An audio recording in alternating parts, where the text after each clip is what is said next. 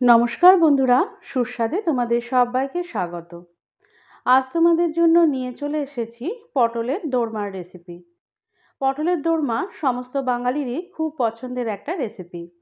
তবে আজকের এই রেসিপিটা আমি তৈরি করেছি সম্পূর্ণ নিরামিষভাবে। তাহলে চলো আজকের এই রেসিপিটা দেখে নেওয়া যাক। তো তার জন্য দেখো, এখানে আমি পটল নিয়ে নিয়েছি। বেশ কিছু পটল আমি পটলের দোরমার জন্য কেটে রেখেছি। একটা দুটো পটল আমি রেখে দিয়েছি পটলটা কিভাবে কেটে নিয়েছি তোমাদের দেখানোর জন্য। তো আর পটলগুলো একটু বেশ বড় সাইজের পটল নিয়ে নিতে হবে এই পটলের দোরমা বানানোর জন্য। পটলগুলো যেন একটু মোটা হয় সেদিকে একটু লক্ষ্য রাখতে হবে। এখন একটা পটল নিয়ে নিয়েছি। পটলটার এখন দেখো একদম ওপরের যে পাতলা আস্তরণটা আছে পটলের খোসার, সেটাকে ছুরি দিয়ে ছাড়িয়ে নিচ্ছি। এটা যদি কারোর বটিতে ছাড়াতে সুবিধা হয় তারা কিন্তু বটিতেও ছাড়িয়ে নিতে পারো, তবে একদম ওপরের পাতলা আস্তরণটা ছাড়িয়ে নিতে হবে। পটলটা ভালো করে ছাড়ানো হয়ে গেছে। এখন এর মাথার দিকটা আমি কেটে নেব। মাথার দিকটা একটু বেশি পরিমাণে নিয়ে কেটে নিতে হবে। এখন পটলের বীজটা কি করে বের করবে সেটা দেখিয়ে দিই। একটা স্টিলের চামচ নিয়ে তার পেছন দিকটা দিয়ে ওপরের পোর্শনটা প্রথমে একটু গোল করে কেটে নিতে হবে। তারপর আস্তে আস্তে পটলটাও ঘোরাতে হবে আর তার সাথে সাথে চামচটাও আলতো করে ঘুরিয়ে নিতে হবে। আমি যেভাবে দেখাচ্ছি ঠিক এইভাবে ফলো করলেই দেখবে সমস্ত পটলের বীজগুলো খুব সুন্দরভাবে বেরিয়ে আসছে, আর পটলগুলোও কিন্তু এখানে ভেঙে যাবে না। সমস্তটা একটু সময় নিয়ে ভালোভাবে করতে হবে আর সমস্ত বীজগুলো পরিষ্কারভাবে বের করে নিতে হবে। পটলটা দেখো রেডি হয়ে গেছে। এখন এখানে আমি সমস্ত পটলের বীজগুলো নিয়ে নিয়েছি আর পটলের ওপরের যে অংশটা ছিল সেটাও নিয়ে নিয়েছি। এখন এই সমস্তগুলোকে নিয়ে আমি মিক্সিতে এটার একটা মিহি পেস্ট বানিয়ে নেব। এবার একটা বড় বাটির মধ্যে বেশ অনেকটা পরিমাণ জল নিয়ে নিয়েছি। জলের মধ্যে 1 চামচ মতো নুন দিয়ে দিলাম। এখন নুনটা জলের সাথে ভালো করে মিশিয়ে নিতে হবে। এবার কেটে ধুয়ে রাখা পটলগুলো আমি এই জলের মধ্যে দিয়ে দিলাম। এটা দিয়ে সমস্ত পটলগুলো ভালো করে ডুবিয়ে দিতে হবে। তারপর এটাকে মিনিট 20 মতো এভাবেই রেখে দেব। এখন পটলের দোরমার জন্য আমি পুরটা তৈরি করে নেব। তার জন্য কড়ার মধ্যে সর্ষের তেল নিয়ে তেলটা কিছুটা গরম হলে একটু গোটা জিরে ফোড়ন দিয়ে দিলাম। ফোড়নটা একটু সাঁতলে নেওয়ার পর এর মধ্যে দিয়ে দিচ্ছি কেটে রাখা আলু। আলুগুলো দিয়ে এটাকে আমি 3 থেকে 4 মিনিট মতো নাড়াচাড়া করে নেব। আর আলুগুলো একদম ছোট ছোট টুকরো করে কেটে নিতে হবে। 3-4 মিনিট নাড়াচাড়া করার পর এর মধ্যে আমি পরিমাণ মতো নুন দিয়ে দিলাম। নুনটা দিয়ে সমস্তটা আবারও নাড়াচাড়া করে এটাকে মাঝারি আঁচে 7 থেকে 8 মিনিট মতো ভেজে নিতে হবে। আর এটাকে ঢাকা দিয়ে ভেজে নিতে হবে। 7-8 মিনিটের মাঝেই কিন্তু 3 থেকে 4 বার নাড়াচাড়া করে নেব। এতে আলুটা কিন্তু খুব সহজে সেদ্ধ হয়ে যাবে। এখন এর মধ্যে পটলের বীজের যে পেস্টটা বানিয়েছিলাম সেটা দিয়ে দিলাম। সেটা দেওয়ার পর আবারও 3 থেকে 4 মিনিট মতো এটা নাড়াচাড়া করে নেব। সমস্তটা 3-4 মিনিট নাড়াচাড়া করা হলেই দেখবে আলুগুলো কিন্তু অনেকটাই সেদ্ধ হয়ে যাবে। এই পর্যায়ে এর মধ্যে দিয়ে দিচ্ছি আদা আর কাঁচা লঙ্কার পেস্ট। এটা দিয়ে এটা আবারও আমি 2-1 মিনিট মতো নাড়াচাড়া করে নেব। এখন এর মধ্যে দিয়ে দিচ্ছি স্ম্যাশ করে রাখা পনির। পনিরের জায়গায় তোমরা ছানাও দিতে পারো। এবার এর মধ্যে দিয়ে দিচ্ছি ক্রাশ করে রাখা রোস্টেড বাদাম। এগুলো দেওয়ার পর এর মধ্যে কিছু মশলা দিয়ে দেব। দিয়ে দিলাম কাশ্মীরি লঙ্কা গুঁড়ো, গোলমরিচের গুঁড়ো, দিয়ে দিচ্ছি সামান্য একটু হলুদ। এখন এর মধ্যে সামান্য একটু নুন দিয়ে দিলাম। পটলের বীজ বা অন্যান্য যে উপকরণগুলো দিয়েছি তার জন্য সামান্য পরিমাণ নুন দিতে হবে। তারপর সামান্য একটু চিনি দিয়ে সমস্তটা আবারও আমি নাড়াচাড়া করে নেব 2 থেকে 3 মিনিট মতো। আর এই পর্যায়ে গ্যাসের ফ্লেমটা লোয়ে রাখতে হবে। আর এটা কিন্তু সমানেই নাড়াচাড়া করে নিয়ে সমস্তটা মিশিয়ে নিতে হবে।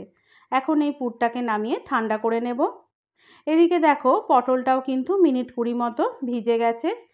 এখন এই পটলের সমস্ত জলটা ভালো করে ঝরিয়ে এই পটলগুলো তুলে নিচ্ছি। এবার কড়ার মধ্যে আরও বেশ কিছুটা পরিমাণ সর্ষের তেল দিয়ে দিলাম। তেলটা ভালো মতো গরম হয়ে গেলে এর মধ্যে একটা একটা করে পটল দিয়ে দিলাম। সমস্ত পটলগুলো একসঙ্গে ভাজবো না, কয়েকটা পটল ভেজে আবারও তারপর কয়েকটা পটল ভেজে নেব।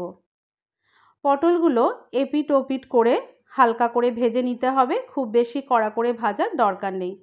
তোমরা দেখে নিশ্চয়ই বুঝতে পারছো যে আমি কতটা পর্যায় পর্যন্ত এটা ভেজেছি। পটলগুলো ভাজা হয়ে গেছে, এখন এগুলো আমি তুলে নিলাম।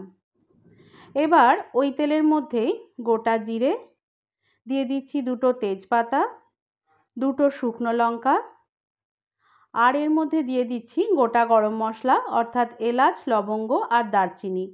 এই সমস্ত ফোড়নটা দিয়ে 20 থেকে 30 সেকেন্ড মতো এটা আমি নাড়াচাড়া করে নেব। তারপর এর মধ্যে দিয়ে দিচ্ছি টমেটো কুচি। টমেটো কুচিটা দেওয়ার পরও আবারও এটা 2 থেকে 3 মিনিট মতো নাড়াচাড়া করে নিতে হবে। টমেটোটা একটু নরম হয়ে আসা পর্যন্ত এটা নাড়াচাড়া করে নিতে হবে। এবার এর মধ্যে দিয়ে দিলাম আদা আর কাঁচা লঙ্কার পেস্ট। এটা দিয়ে আদা আর কাঁচা লঙ্কার কাঁচা গন্ধটা চলে যাওয়া পর্যন্ত নেড়ে নিতে হবে। এখন এর মধ্যে দিয়ে দিলাম ফেটিয়ে রাখা টক দই, দিয়ে দিচ্ছি হলুদ, গোলমরিচের গুঁড়ো, দিয়ে দিচ্ছি কাশ্মীরি লঙ্কা গুঁড়ো, এখন এর মধ্যে দিয়ে দিলাম ধনে গুঁড়ো। এবার এই সমস্ত উপকরণগুলো দেওয়ার পর সমস্ত মশলাটা আমি ভালো করে কষে নেব। আর এই পর্যায়ে গ্যাসের ফ্লেমটা লোয়ে করে দিতে হবে, না হলে দইটা কিন্তু ছানা কেটে যেতে পারে। সমস্ত মশলাটা ভালো করে কষানো হয়ে গেলে এখন এর মধ্যে দিয়ে দিচ্ছি কাজু বাদাম আর চারমগজের পেস্ট। এই উপকরণটা দেওয়ার পর আবারও সমস্তটা 2 থেকে 3 মিনিট মতো নাড়াচাড়া করে নেব। সমস্তটা ভালো করে নাড়াচাড়া করে কষিয়ে নিতে হবে তেলটা ছেড়ে আসা পর্যন্ত। সমস্ত মশলাটা খুব ভালো করে কষানো হয়ে গেলে এখন এর মধ্যে আমি কাজু বাদাম আর চারমগজ পেস্টের বাটি ধোয়া জলটা দিয়ে দিলাম, আর যে দই ফেটিয়ে রেখেছিলাম সেই বাটি ধোয়া জলটাও দিয়ে দিলাম। তারপর এর মধ্যে পরিমাণ মতো নুন দিয়ে দিলাম। এখন সমস্তটা ভালো করে মিশিয়ে নিয়ে এটাকে লো টু মিডিয়াম ফ্লেমে ফুটতে দেব। এদিকে দেখো ভাজা পটলগুলোও ঠান্ডা হয়ে গেছে আর পুরটাও ঠান্ডা হয়ে গেছে। এখন এই পটলের মধ্যে পুরটা ভরে দেব। পুরটা ভরে নেওয়ার পর আঙুলের সাহায্যে বেশ একটু চেপে চেপে পুরটা ভরে দিতে হবে। এতে করে সমস্ত পটলের মধ্যে খুব ভালোভাবে পুরটা ঢুকে যাবে। বন্ধুরা, এর আগেও তোমাদের সাথে আমি পটল চিংড়ির রেসিপি শেয়ার করেছি, লিংক আমি ডেসক্রিপশন বক্সে দিয়ে দিচ্ছি। তোমরা যদি শিখতে চাও রেসিপিটা তাহলে সেখানে গিয়ে দেখে নিতে পারো। তো এখন দেখো সমস্ত পটলের পুরগুলো খুব ভালো করে ভরা হয়ে গেছে। এদিকে দেখো গ্রেভিটাও কিন্তু ফুটে গেছে আর গ্রেভিটা কিছুটা ঘন হয়েও এসেছে। এই পর্যায়ে এর মধ্যে পটলগুলো দিয়ে দিলাম। সমস্ত পটলগুলো দেওয়ার পর এটা নিচে থেকে আলতো করে একটু নাড়াচাড়া করে নেব। তারপর এটাকে 5 থেকে 6 মিনিট মতো আমি লো টু মিডিয়াম ফ্লেমে ফুটতে দেব। গ্রেভিটা ফুটে যাওয়ার পর আবারও নাড়াচাড়া করে নিলাম। যেহেতু এতে কাজু বাদাম দেওয়া আছে তাই নিচেটা লেগে যেতে পারে, তাই একটু নাড়াচাড়া করে নিলাম। গ্রেভিটা যখন আমি যে পর্যায়ে দেখালাম সেই পর্যায়ে আসবে তখন গ্যাসের ফ্লেমটা বন্ধ করে দিয়ে এর মধ্যে দিয়ে দিলাম ঘি। তারপর সমস্তটা ভালো করে মিশিয়ে নিলাম। ঘিয়ের সাথে তোমরা চাইলে এখানে একটু গরম মশলাও দিতে পারো।